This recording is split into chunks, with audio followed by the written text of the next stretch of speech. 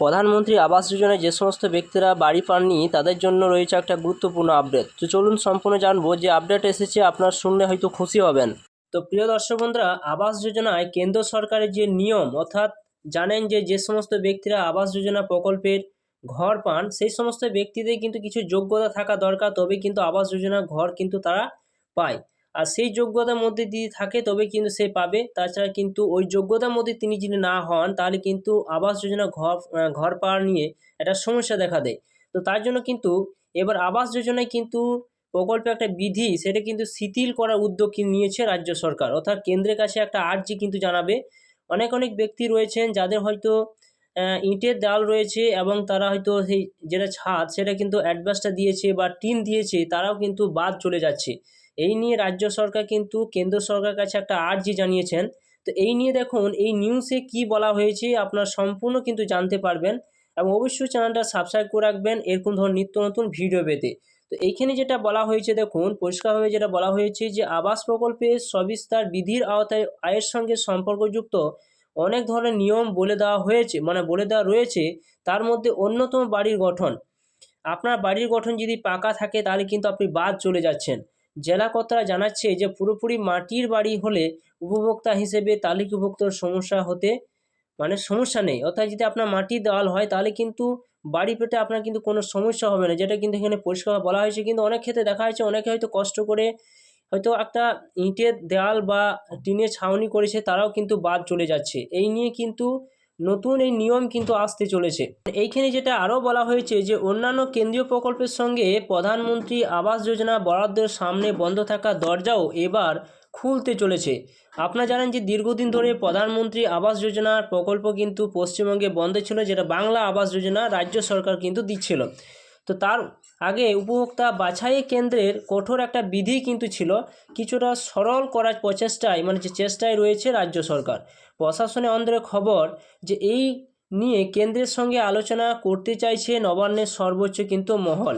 তার আগে সব জেলাশাসককে উপভোক্তা বাছাই বিধি একটা পর্যালোচনা করে রিপোর্ট তৈরির নির্দেশ কিন্তু প্রশাসনের শীর্ষ স্তর থেকে দেওয়া হয়েছে বলে খবর, যেটা কিন্তু এখানে একটা রিপোর্ট কিন্তু পাঠানো হয়েছে, যেটা দেওয়া হয়েছে যে হয়তো অনেকে পাকা দেয়াল রয়েছে, হয়তো তার টিনের ছাউনি রয়েছে, তারা যাতে বাদ না পড়ে এই নিয়ে কিন্তু একটা আলোচনা চলছে।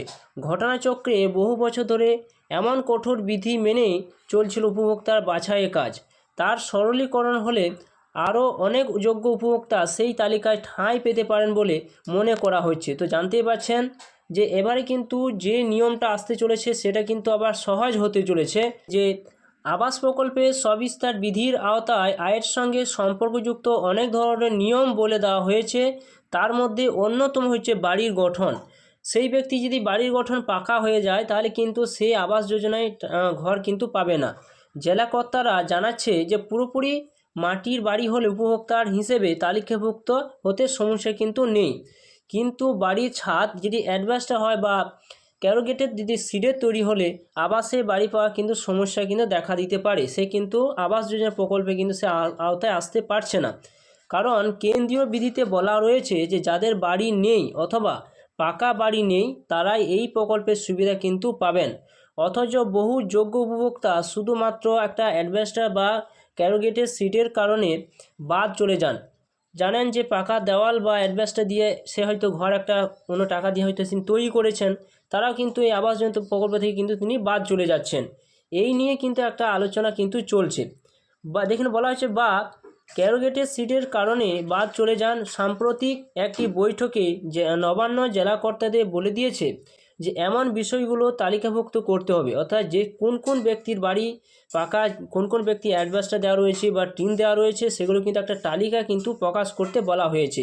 সেই রিপোর্টের ভিত্তিতে কেন্দ্রের সঙ্গে আলোচনা করে এই ধরনের বিষয়গুলো বাদ দেওয়া আর্জি জানাবে রাজ্য, যাতে বাদ না যায়, সেই সমস্ত ব্যক্তির নাম যাতে না বাদ যায় তাই জন্য কিন্তু রাজ্য সরকার কেন্দ্রকে কিন্তু একটা আর্জি কিন্তু জানাবে। সত্যার কথায় বহু গরিব মানুষের বাড়ির মাটির হলেও তারা বৃষ্টি বা দুর্যোগ থেকে বাঁচতে কষ্ট করে ছাদ তুলনায় কিছুটা মজবুত করার চেষ্টা কিন্তু করেন।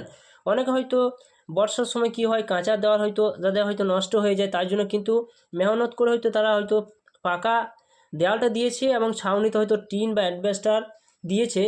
সেই জন্য কিন্তু তারা যাতে বাদ না যায় তার জন্য কিন্তু রাজ্য সরকার একটা আর্জি জানাবে কেন্দ্রের কাছে। এই কারণে তাদের বাদ দেওয়া উচিত নয় যেটা কিন্তু মনে করছে, সেই কারণে এই পরিকল্পনা কিন্তু নিতে চলেছে রাজ্য সরকার। হয়েছে যে আগামী জুলাই থেকে শুরু হতে চলেছে 125 দিনের কাজের প্রকল্প জি রামজি।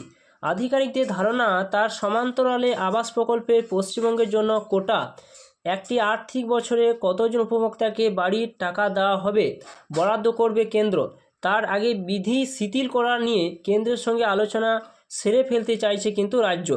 তৃণমূল সরকারের শেষ 5 বছরে যত উপভোক্তাকে দুটি দফা মিলিয়ে প্রায় 43 লক্ষ বাড়ি তৈরি টাকা দেওয়া হয়েছিল, ইতিমধ্যে সেই তালিকা পূর্ণ যাচাইয়ের নির্দেশ দিয়েছে নবান্ন। যে সমস্ত ব্যক্তিদের কিন্তু তৃণমূল আমলে কিন্তু যে বাড়ি দেওয়া হয়েছিল সেই সমস্ত বাড়িগুলো কিন্তু যাচাই কিন্তু করবে, তারপরে কিন্তু একটা সিদ্ধান্ত কিন্তু নেবে। তা থেকে অযোগ্য যদি সেখানে রয়ে যায় ওদের বাদ দেওয়ার কথা, এরপরে নতুন উপভোক্তা বাছাই শুরু হবে।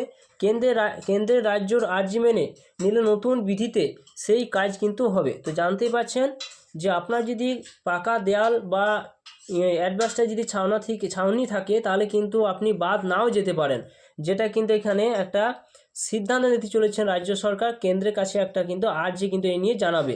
তো এটি ছিল একটা নতুন বা খুশির খবর যে সমস্ত ব্যক্তিদের এই ধরনের বাড়ি রয়েছে। আপনারা ছিল একটা নতুন কিন্তু আপডেট, অবশ্যই আপনার ভিডিও সম্পূর্ণ দেখলেন এবং চ্যানেল নতুন থাকলে চ্যানেলটা সাবস্ক্রাইব করে রাখবেন এবং পেজ দেখলে পেজটা অবশ্যই আপনারা ফলো করবেন।